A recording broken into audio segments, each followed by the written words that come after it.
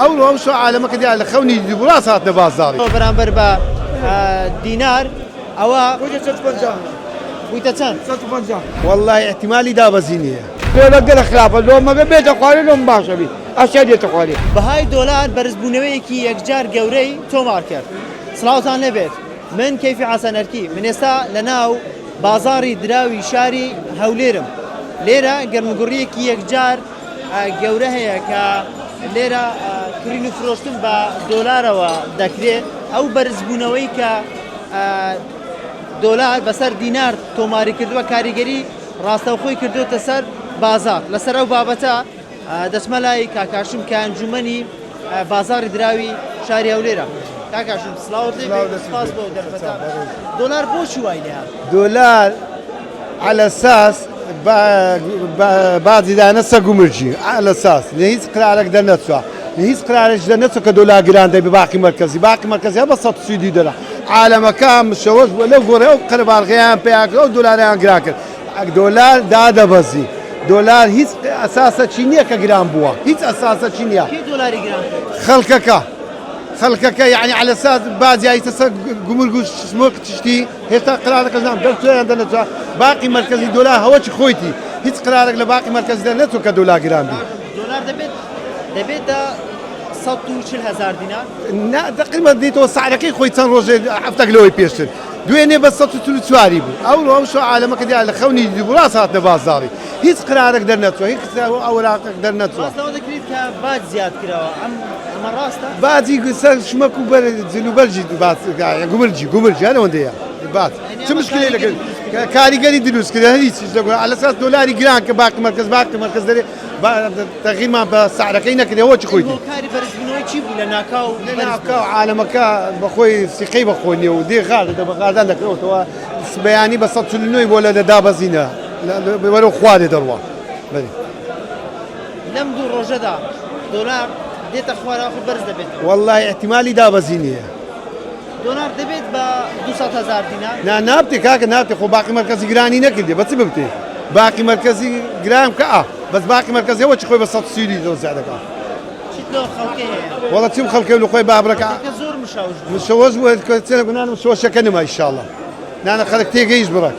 چکە لە تلنوێ هاتە خوارێ تێگەیشت بەڵێ بینەرانی پایتەخت میدیا ئەو دیمەنانەی کە دەیبینن ئەمە دیمەنی بازاڕی دراوی شاری هەولێرە کە بەهۆی بەرزبوونەوەی بەهای دۆلار بەرامبەر بە دینار وای کردووە کە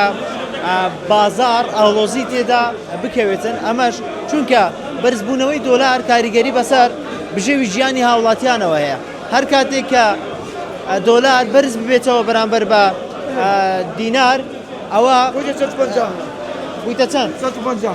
150 فەقیری و ئەشیا گرانە بێشات پێ ناکرێت بۆ چێکی باش کردەوە هیچ شک ئەگەر دۆلار بەرز بێتەوە کاریگەری بەسەر کابراایکی سموختی پێڵاوم ڕۆژانە ئەگەر 7,000 پێ یا جۆلارم پێ بڕێ بچم چی بکڕم چ بکڕم بەچ باکەم خراپە لەگەڵ خراپە لۆ مەگە بێتە خوارێ لۆم باشە بی ئەشیا دێتە خوارێ ئەگەر برم یاشیا دەفڕێ بەتەمە خۆن بەڵێ ئەوە ناو ماڕۆژان سموختی مەم بوویتە کارەکە تاق پێداوە بی ئەگەر دەزۆت سوەکەم مەمنونی خۆم وەڵای بازارم سفرە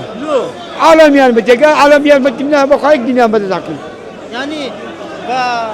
بەو کەسابەتەی کە دەیکەی ناتوانانی بژێوت ژیان ناوەڵە ڕۆژانە بەدازای بەڕێوەتی ساحەبی پێش کچم پێم بەڕێوەتی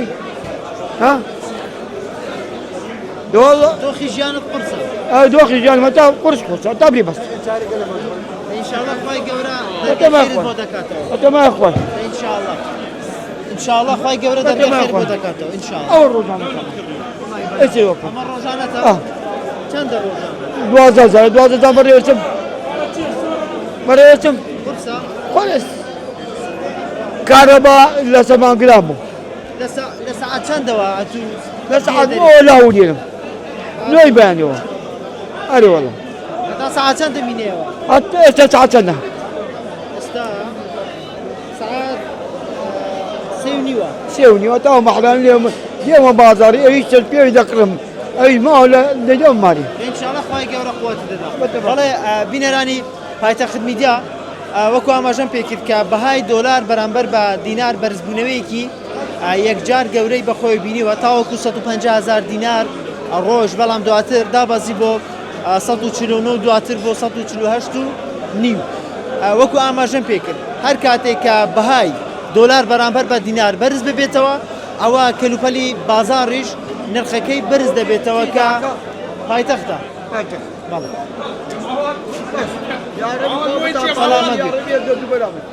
وەکو ئاماژەم پێکرد کە ئەو قەرەباڵغی کە لە دوای منەوە دەیبینن ئەمە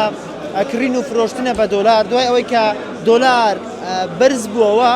ئەمەش وای کرد کە ئاڵۆزی لە بازاری درا و دروست بێ خەڵکێکی یەکجار گەورە بێ بۆ ئەوەی زۆر بێتێرە بۆ ئەوەی کڕین و فرۆشتن پێوەی بکەوە خەڵکیش چاوەڕوانە بۆ ئەوەی کە بەهای دۆلار بەرامبەر بە دینار داببەزێ